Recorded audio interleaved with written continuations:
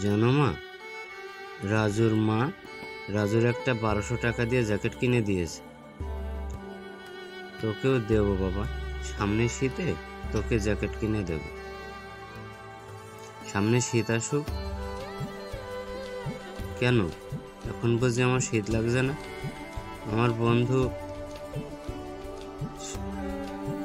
দেবো বাবা, সামনে শীতে তোকে সবকিছু কিনে জ্যাকেট কিনে দেবো, আর সবকিছুই তোকে কিনে দেবো।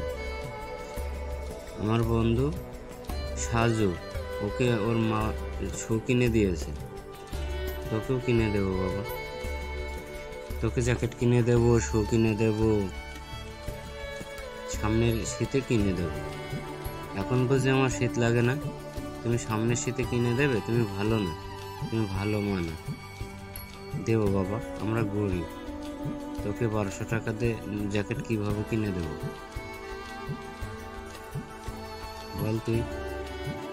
তুমি ভালো না, তুমি একটুও ভালো না, তুমি জ্যাকেট কিনে দাও না, শু কিনে দাও না। এখন আমার শীত লাগে না? দেবো বাবা, তোকে সুন্দর জ্যাকেট কিনে দেবো, তোর শু কিনে দেবো, সামনে শীতে কিনে দেবো। তুমি একটুও ভালো না, তুমি আমাকে কিছু কিনে দাও না। আমরা গরিব, তোর বাপ সংসারটাই চালাতে পারে না, তাহলে তো জ্যাকেট কিভাবে কিনে দেবো বল? তোর শু কিভাবে কিনে দেবো বল?